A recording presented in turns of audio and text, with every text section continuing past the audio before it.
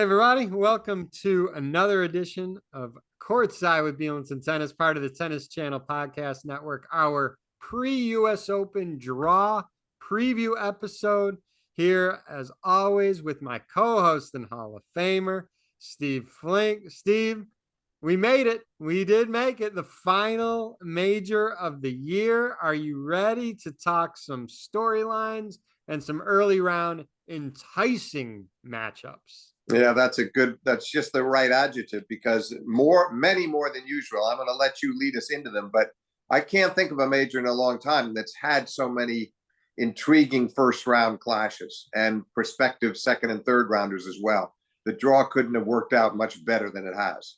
And let's start before we even dive into some of those matchups. I just want to quickly, there's some storylines that we all know about in the top three seeds itself, Steve. Yannick Sinner. I mean, we know what has happened to him earlier this week. And by the way, we should timestamp this. You and I are recording this on Saturday night. So this episode will be released later tonight or very early on Sunday morning. But Yannick Sinner, we all know that he's going to be dealing with the distraction now. We got a ton of comments about that on YouTube from our previous episode. So we like the engagement from our listeners. We appreciate that.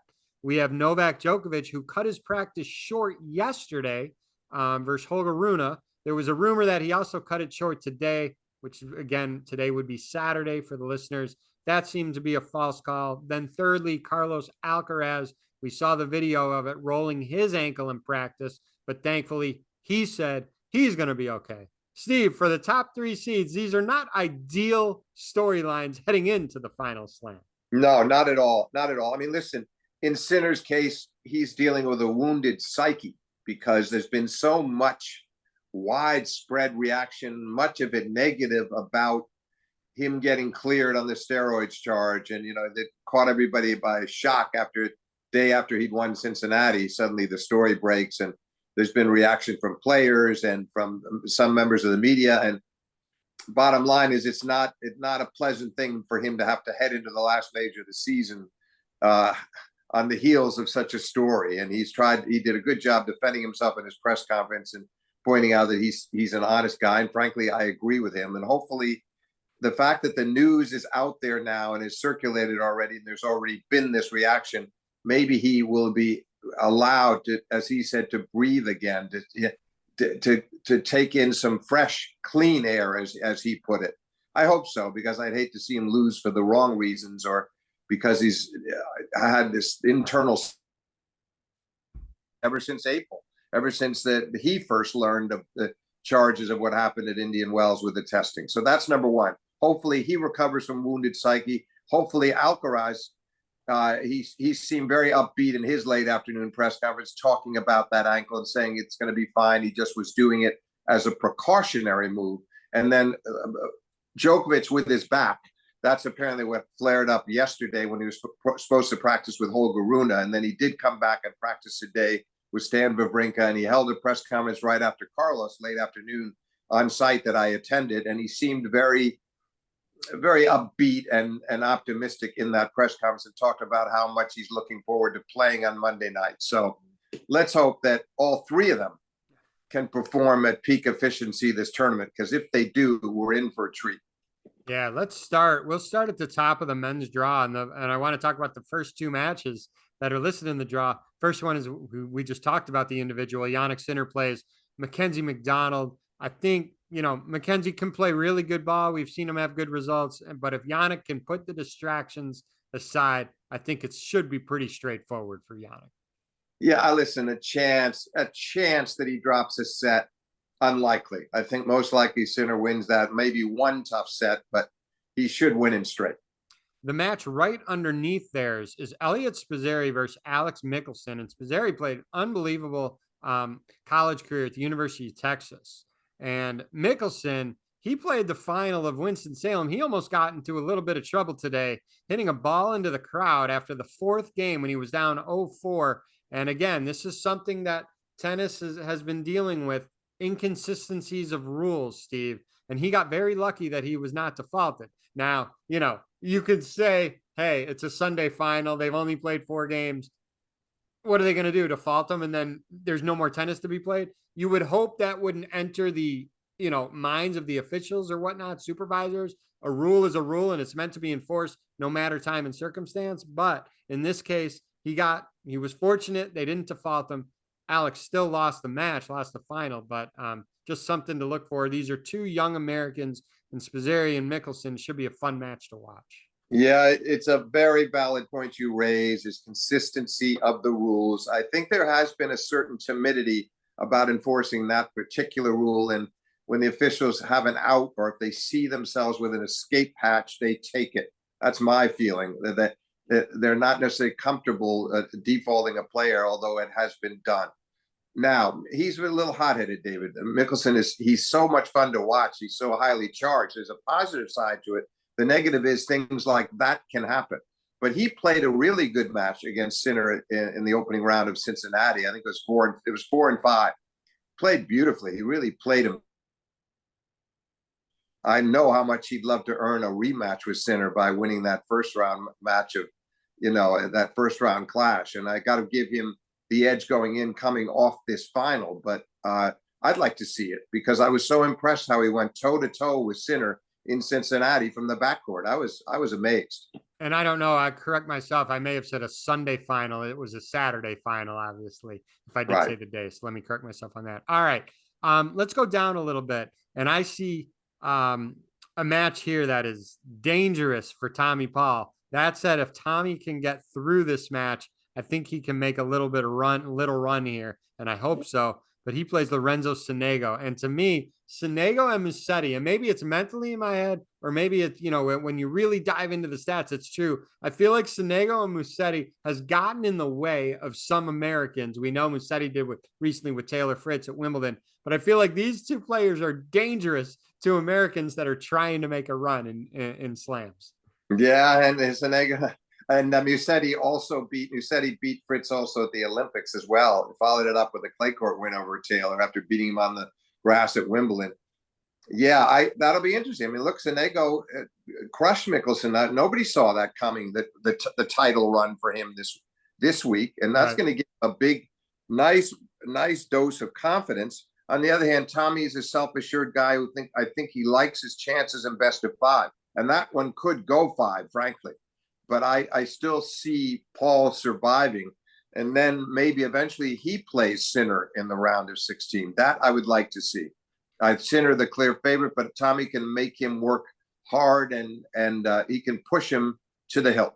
He will not. Tommy does not have Carlos Alcaraz in that quarter, so that's good, because we know whenever Tommy has made a run, he's had to pretty much bump into Carlos. So that's good news. That'll be an interesting first round match. The next match I want to talk about is immediately below Tommy and Sonego, is Stefanos Tsitsipas versus Thanasi Kokkinakis. Now, before you say your thoughts on this, I just want to say for the listeners all listening out there, Kokkinakis has played very well in Montreal and Cincinnati. He lost both those matches extremely close. He had match points against Korda, and he had a sitter on one of those. I mean, he had a sitter, and then I think he lost 7-6 in Cincinnati as well. Very, very close match. I wonder if he can get his teeth into this match, if his luck may change, Steve, and pull the upset. I see your point entirely, and I think it's entirely possible, because Tsitsipas has had a very good history at Roland Garros and not a very good history at Australia. He's never done himself justice at Wimbledon or the U.S. Open. And it was here 3 years ago where Carlos made his first big statement at a major 5 sets. He's not played well here. I don't get it. I mean, you could say that with Wimbledon, Tsitsipas, maybe he hasn't figured grass out yet, although he does have a great transitional game. It doesn't make sense to me with his serve and his ability to transition and his forehand.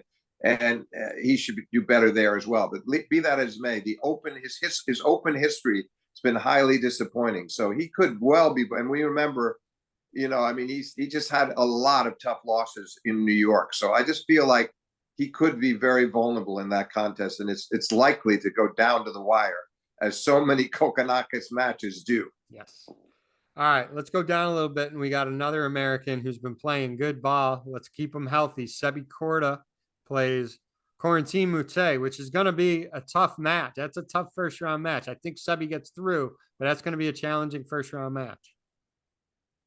Yeah, it is. It is. But I think the way that Sebi has played this summer, I still like his chances. I mean, yes, he finally kind of went off the rails a bit in Cincinnati. I mean, Carino Busta got to him, but he'd had a great summer until then, and that was more match playing weariness, I Yes. suspect, than anything else. Probably shouldn't have even played Cincinnati. Right. After Good winning point. DC and the great run he'd had the next week. He'd had such good results 2 tournaments in a row. I Yeah. think he hit the wall. But no, at the Open, and he seems healthy physically. That's the other thing I like. There was no sign of any kind of injury issue in Cincinnati. That was just tiredness. So I think I still like his chances here in that match. I don't gamble, but item line number 55 and line 56, Daniel Evans versus Karen Khachanov. I would not be surprised in the least if that goes 5 sets. Yeah, and I wouldn't be surprised in the least if Evans won it. Khachanov has not had the only saving grace is he's been in the semis here before. He's had a pretty good record in majors. That might spur him on. It just hasn't been a terribly good year, which is why you see that he's now seeded 23. You know, he's definitely declined over the course of this season. The results have not been there. So and Evans, that's the kind of situation that Evans enjoys. That one is going to be very, very tight as well. But I give Evans at least, say, a 48% chance. Yeah, it's going to be tight, I feel like, as well. All right. In the feel-good match of the tournament, the feel-good first round match between two players that I think everybody really enjoys watching, Gael Monfils versus Diego Schwartzman. It was good that Diego qualified. It's line 67 and 68.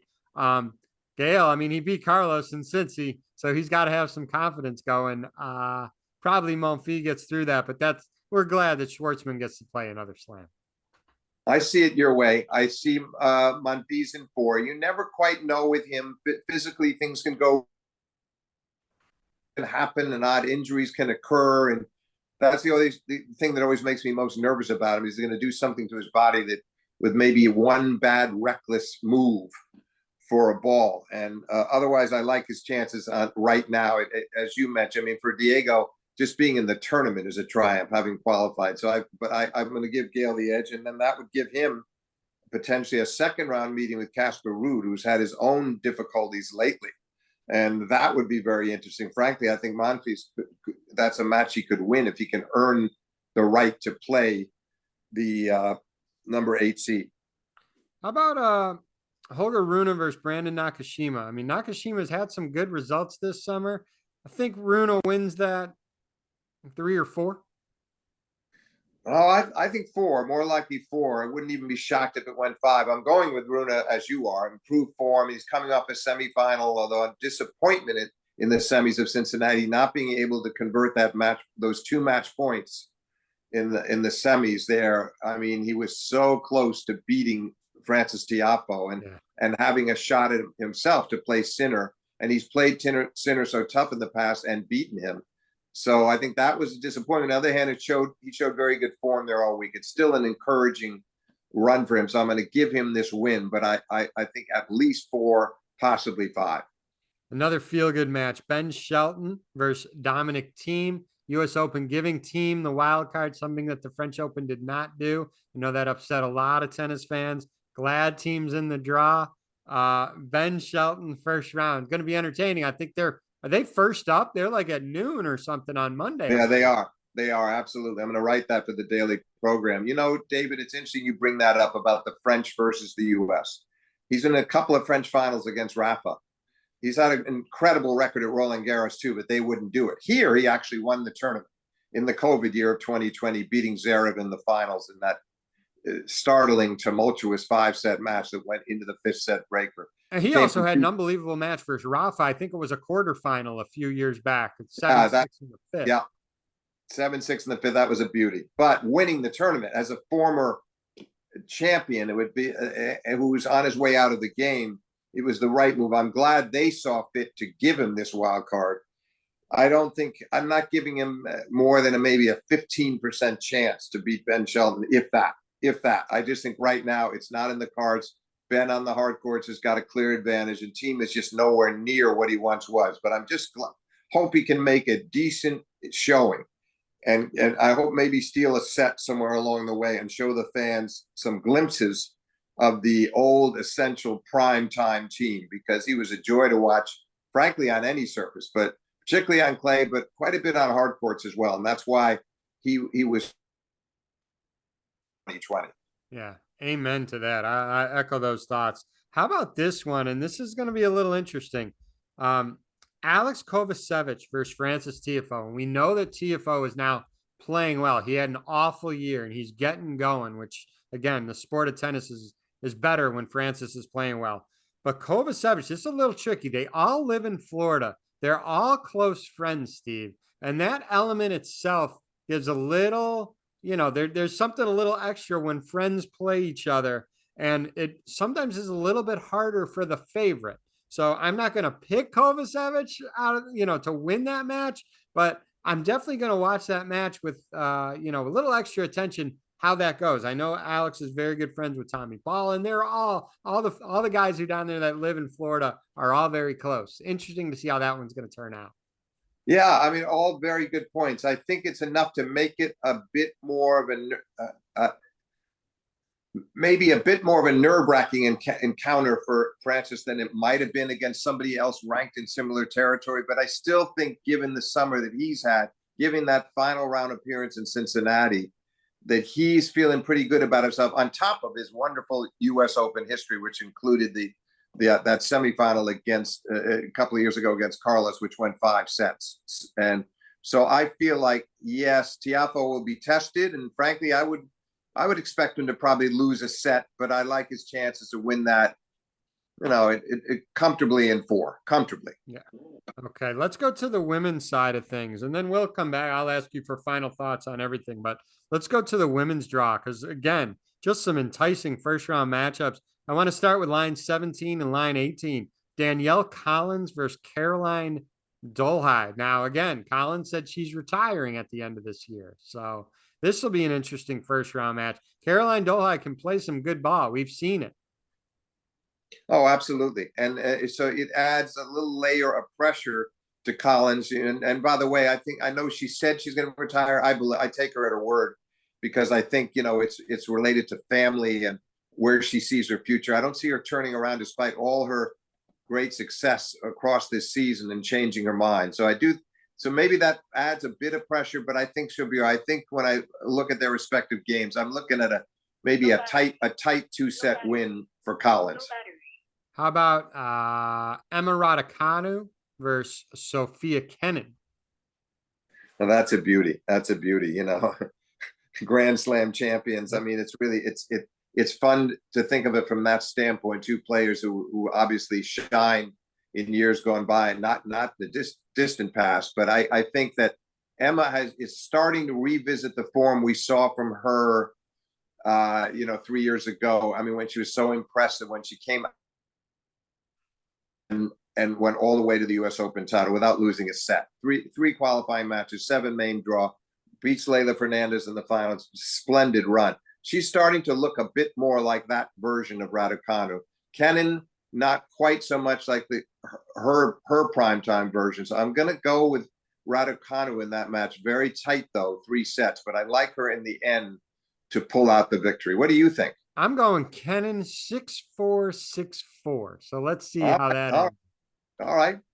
All right. Another feel-good match that we want to discuss. Shelby Rogers, who just announced that she's retiring. This will be her last U.S. Open against Jessie Pegula. We talked about Pegula in our last episode, Steve, our last couple episodes. I really like Jessie's draw here. This could be the one. We said she's almost had a similar summer run that Coco had last summer. I'm looking at the draw. I don't want to jinx her. We all like Jess.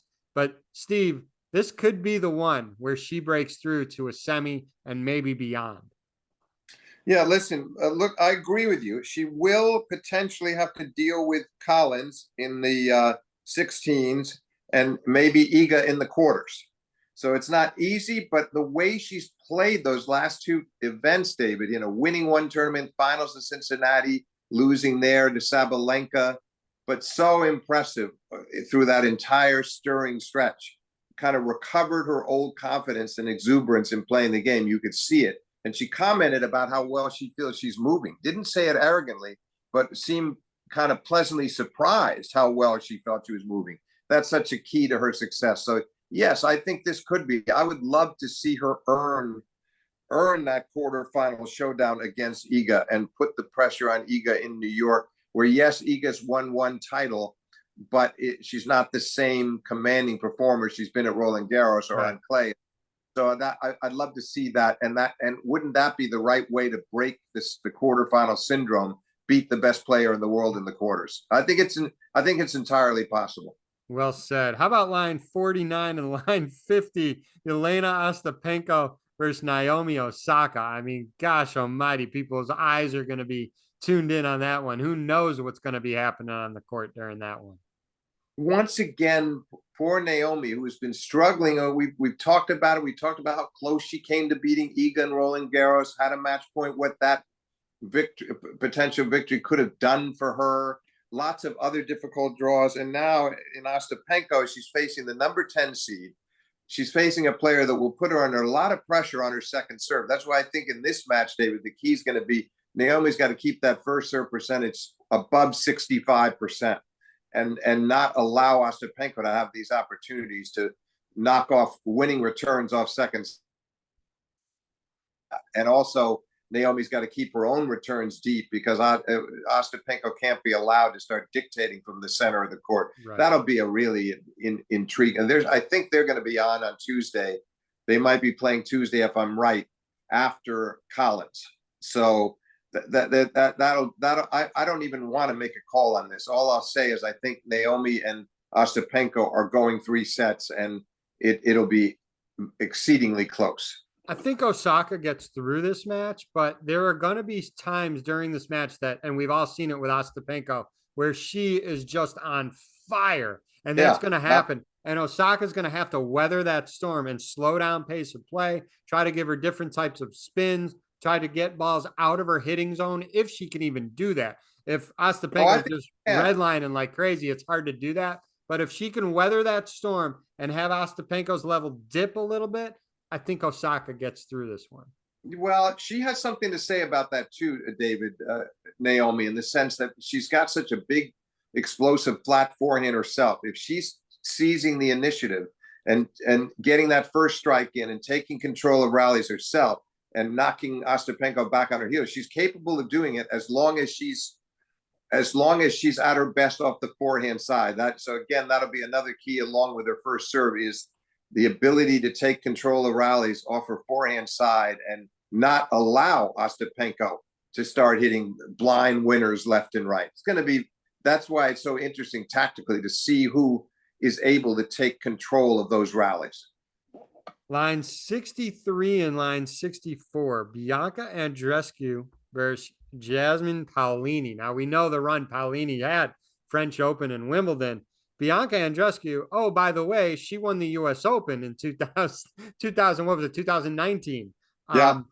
I mean, and as long as Bianca, if she's healthy, I would not be surprised if Andreescu wins that match. We know the sheer power that she has. Can she be consistent enough with that power? She's bigger and stronger than Paolini, no question. Paolini's little.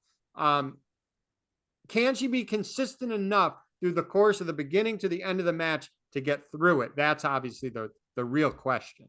Yeah, absolutely right. And she's such a great, she takes the ball so early and she returns so well. And I'm very torn on that match because Paolini, let's face it, is coming off 2 straight major finals, and that's on clay and grass. So then the question becomes, why can't you do it on hard? We're going to find out. That's certainly a very difficult start for her, though, to play have to play a former champion who happened to beat Serena Williams in the finals 5 years ago in the 2019 finals. So, but it's been difficult for Andreescu. She needed a wild card to get in the tournament. She's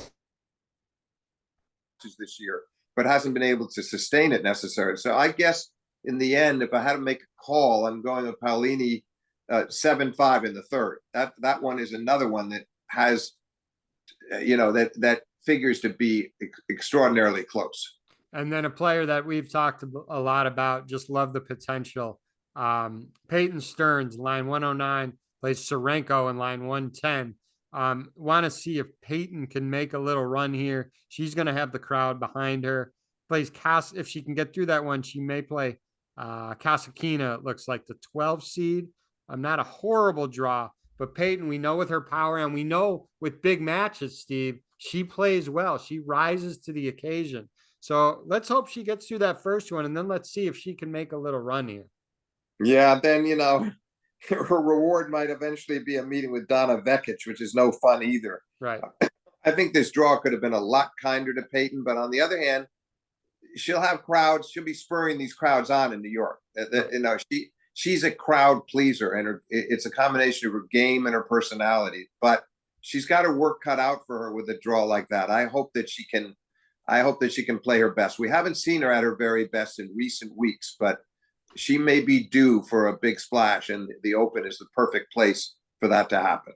And I'm not, again, like she rises to the occasion on the bigger matches. Of course, she's unseeded, so this is what could happen, and she's going to have plenty of opportunities where she will be seeded in majors. But I'm excited to see her play the big matches. So let's try to get her to those rounds where that does happen. We haven't mentioned Coco. It wasn't really the first round matchup. If there was anything that we really wanted to dive into, but Coco struggling a little bit right now, Steve. We've talked about it. She's the 3rd seed. She would play Sabalenka potentially in the semi. She wouldn't run into Iga like she normally does until the final, if that happens. But that's a long ways away, and we're going to do a mid tournament recap over Labor Day weekend. How has our thoughts changed on Coco since her early rounds at Cincy? I know we've heard some interviews and whatnot. We don't, only she knows how confident she feels, how she's feeling about her game right now. Only she knows. You're right. Now, my thoughts haven't changed too much. I feel like the draw is not that easy. Could have to play Svitolina, who's seeded 27. That, I guess, would be in the round of 16. And she may have to meet, she could eventually have to play Navarro. That's not a match she wants to revisit either. There's a lot of, what I'm saying is I look at her draw and I see a lot of tough ones potentially just to get to that eagerly anticipated semifinal with Sabalenka. But having said that, Coco's been talking about how the practice to lose early in Cincy because it's given her time to practice, and really she feels she's practicing well, and then when she practices well, she plays good matches. Let's see. It's the right attitude. It's encouraging for me to hear her talk in such a positive, upbeat way. So now she's got to go out and prove it, obviously, with a draw that is by no means easy. But certainly we'd all love to see her get another crack at Sabalenka. When I say get another crack, try to repeat the win she had over Sabalenka in the final round last year, her lone major, but a memorable one, to come from behind and beat Sabalenka in 3 sets. All right.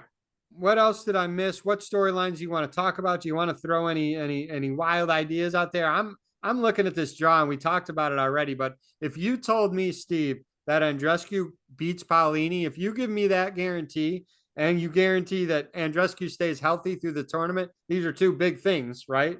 But if you can tell me that, I would not be surprised if Andreescu has a run here. I'm looking at her draw, and it's not terrible. If she can get through that first one, upset Paolini, and stay healthy, we all know the game that she has. Yeah, it's such a big if with her. I'm still sticking with Paolini as my call over Andreescu. Be more than happy to be wrong, because I think Andreescu, when she's in full flow and playing her best tennis, is one of the most intriguing players to watch in all of women's tennis. She's pretty original, and she's just very enjoyable to watch because of the aggression she shows off the ground. And it's not always tremendous pace necessarily as taking the ball so early, and especially on her service returns. And I hope my pick is wrong, and that your scenario can play out. I would rather actually see her prevail against Paolini, but I'm picking Paolini. Yeah. One other match that's kind of interesting. We mentioned we were talking about Sonego. We mentioned Musetti. Musetti plays Riley Opelka.